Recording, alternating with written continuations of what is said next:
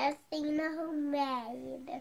Hi, I'm Rita Peterson with Everything Homemade, and we are going to make dehydrated tomatoes. And this is the end result. This is a dehydrated tomato slice. Tastes delicious. You can tell they're kind of crunchy, and she loves to eat them. This is Annika, my daughter here. She's 4. And I just want to say thank you for Ocean, who's 9, who is filming. So this is what we're going to make. Now, I'm going to show you how to make this step by step, because a lot of recipes that are coming up are actually going to either use the tomatoes like this, or the byproduct that I'm going to show you how to make is tomato powder. So I'm going to show you how to get to making tomato powder, but first you have to know how to dehydrate the tomatoes properly. And there's tons of recipes, and I'll show you how versatile tomato powder is. If you have a huge harvest and you got tons of tomatoes and you're done canning and making sauce and you're done making salsa, and dried tomatoes is an excellent choice, and tomato powder, you will be it'll blow your mind how versatile it is and how many ways you can actually use it. So let's get started. So Annika, you can snack on those if you like. You can pass me the tomatoes. And these here, you guys, if you have kids or even yourself, these taste delicious. They're so good.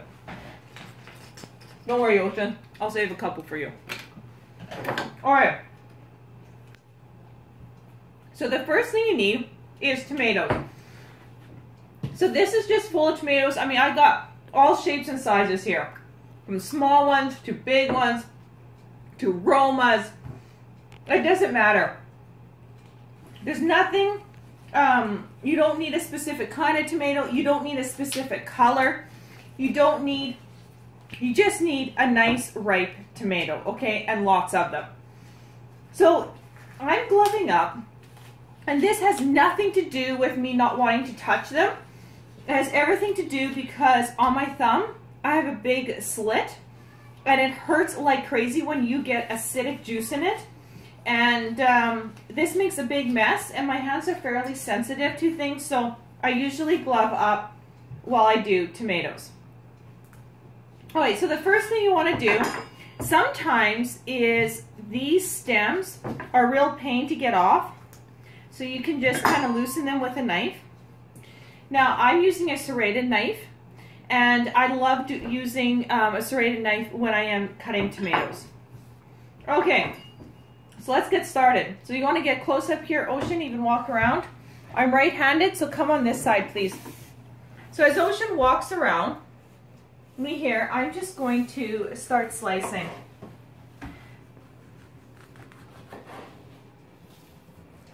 And you can kind of see the thickness. I'm going about of 1/4 of an inch thick. You don't want them too thin, and you don't want them too thick, and you want them fairly even. So when you have the end, this end here takes always a lot to dehydrate, kind of like this end here. So you want to make sure your ends are fairly thin, because they do take a longer time to dehydrate if you don't. So basically, we're going to put them on our trays, and I like putting them on into circles. And when I cut the tomatoes, if I have tons of different sizes, I always do the larger on the outside, and then as I move in, I go smaller, just because they're smaller diameter, right? So they fit better.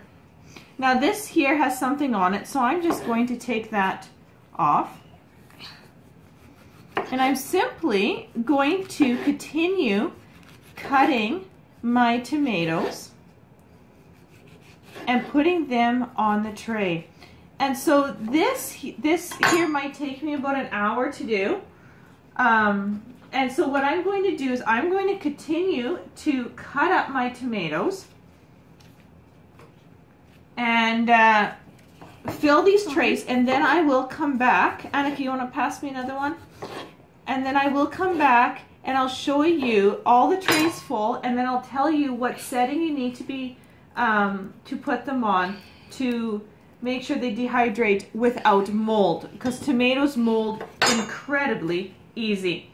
Thank you, Annika. So I guess, you guys, I will see you back here again in about 1 hour.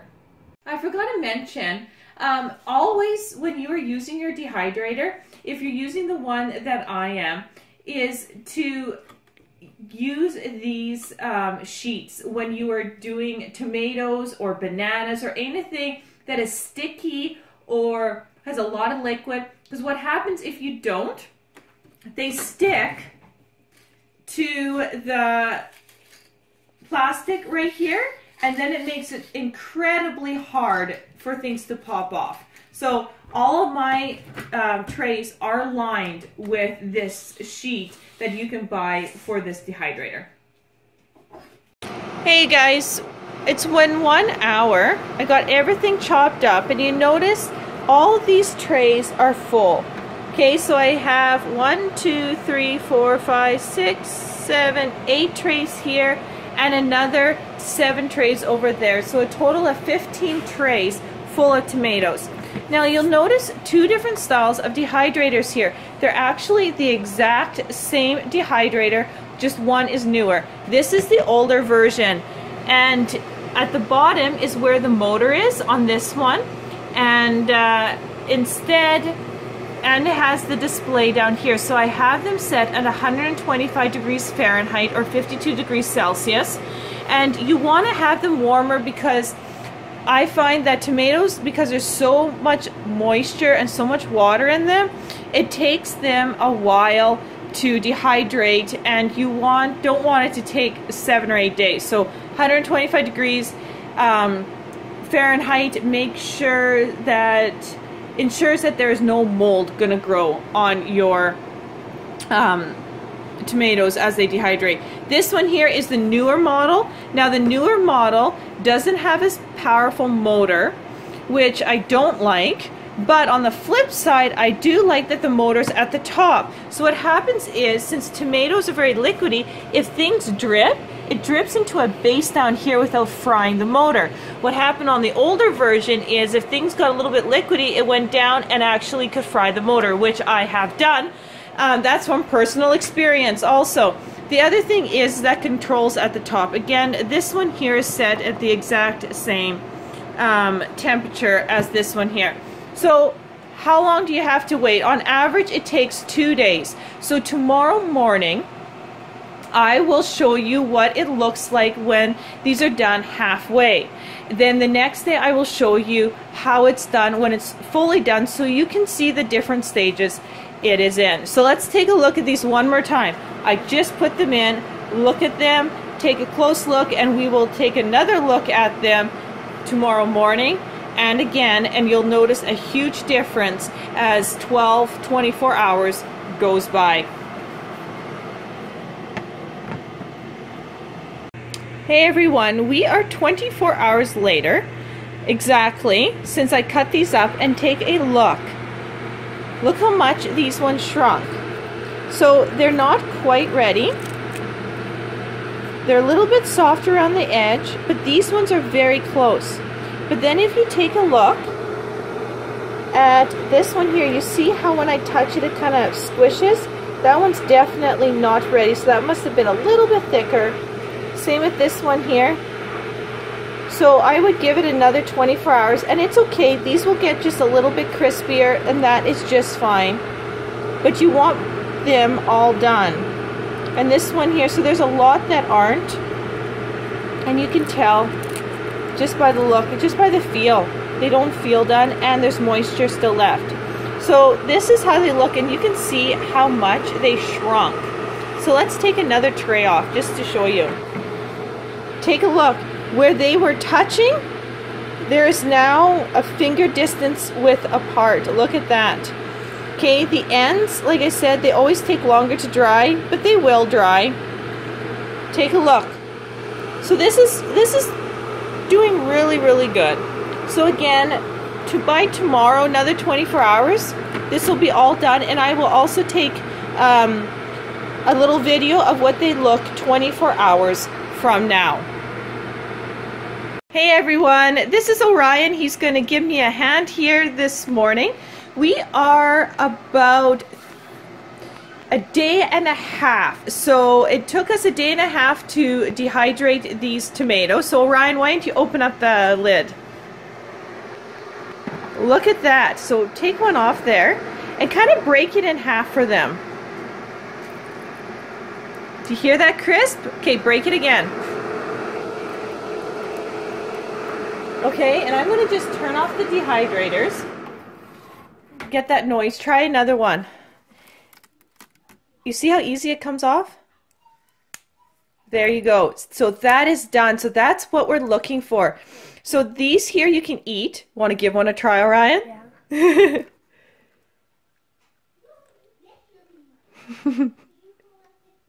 Tastes good, don't they? So sometimes my kids eat these, and other times, and most of all, we use them for tomato powder. So once you got this step, Orion and I are going to let these cool off. That's the best way, because if you store them warm, that extra little bit of heat that they give off, you don't want the condensation in your tub. So Orion and the rest of your sisters, Orion, are going to help. We're going to take these off. We'll show them how to do this, how to store it. And then on the next video, you guys, we're going to make tomato powder. And what do we use for tomato powder? Popcorn. Popcorn. And we are going to make one of our favorite popcorn dishes, aren't we? Are you ready for that? Yeah.